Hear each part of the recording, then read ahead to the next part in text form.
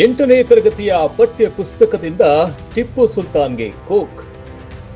ಹೊಸದಾಗಿ ಬಿಡುಗಡೆಯಾದ 8ನೇ ತರಗತಿ ಸಮಾಜ ವಿಜ್ಞಾನ ಪುಸ್ತಕ. ಟಿಪ್ಪು ಸುಲ್ತಾನ್, ಹೈದರ್ ಅಲಿ ಮತ್ತು 4 ಆಂಗ್ಲೋ ಮೈಸೂರು ಯುದ್ಧಗಳನ್ನ ಪಠ್ಯ ಪುಸ್ತಕದಿಂದ ಹೊರಗಿಡಲು ಚಿಂತನೆ.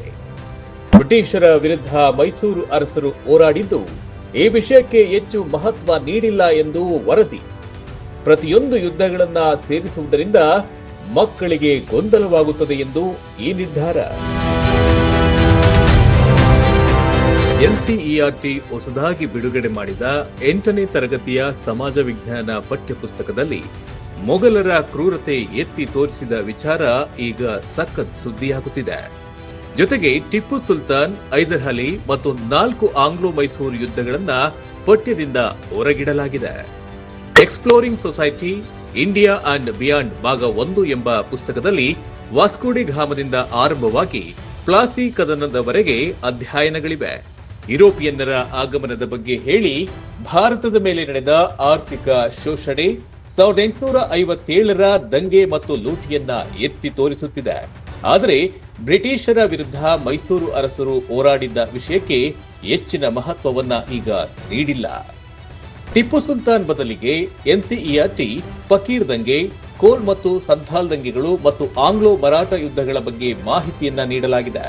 ಬ್ರಿಟಿಷರು, ಮೊಘಲರು ಮತ್ತು ಇನ್ಯಾವುದೇ ಶಕ್ತಿಗಿಂತ ಹೆಚ್ಚಾಗಿ ಮರಾಠರು ಹೆಚ್ಚು ಬಲಿಷ್ಠವಾಗಿದ್ದರು ಎಂದು 8ನೇ ತರಗತಿ ಪುಸ್ತಕದಲ್ಲಿ ವಿವರಣೆ ನೀಡಲಾಗಿದೆ. ಪಠ್ಯಪುಸ್ತಕ ಅಭಿವೃದ್ಧಿ ಸಮಿತಿಯ ಅಧ್ಯಕ್ಷರಾದ ಮೈಕೆಲ್ ಡ್ಯಾನಿನೋ ಈ ಪುಸ್ತಕ ಸಮಗ್ರ ಇತಿಹಾಸವಲ್ಲ ಎಂದು ಹೇಳಿದ್ದಾರೆ. ಪ್ರತಿಯೊಂದು ಯುದ್ಧವನ್ನ ಸೇರಿಸುವುದರಿಂದ ದಿನಾಂಕಗಳು ಹೆಚ್ಚಾಗುತ್ತವೆ, ಮಕ್ಕಳಿಗೆ ಹೆಚ್ಚು ಗೊಂದಲ ಉಂಟಾಗುತ್ತದೆ ಎಂದು ವಿವರಣೆ ನೀಡಿದ್ದಾರೆ.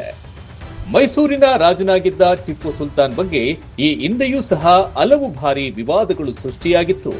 ಸಿಎಂ ಸಿದ್ದರಾಮಯ್ಯ ಮೊದಲ ಬಾರಿಗೆ ಆಡಳಿತಕ್ಕೆ ಬಂದಾಗ ರಾಜ್ಯದಲ್ಲಿ ಟಿಪ್ಪು ಸುಲ್ತಾನ್ ಜಯಂತಿಯನ್ನ ಆಚರಣೆಯನ್ನ ಮಾಡಿದ್ದು ಕೆಲವರ ಕಣ್ಣು ಕೆಂಪಗಾಗಿದ್ದು ಸತ್ಯ. ಬಳಿಕ ಬಂದ ಬಿಜೆಪಿ ಸರ್ಕಾರವು ಟಿಪ್ಪು ಜಯಂತಿಯನ್ನ ಆಚರಣೆಯನ್ನ ಕೈಬಿಟ್ಟಿತ್ತು. ಬಿಜೆಪಿ ಸರ್ಕಾರದ ಬಳಿಕ ಮತ್ತೆ ಆಡಳಿತಕ್ಕೆ ಬಂದ ಕಾಂಗ್ರೆಸ್ ಟಿಪ್ಪು ಜಯಂತಿ ಬಗ್ಗೆ ತಟಸ್ಥ ನಿಲುವು ತಳೆಯುವ ಮೂಲಕ ವಿವಾದಕ್ಕೆ ಇತಿಶ್ರೀ ಹಾಡಿತ್ತು.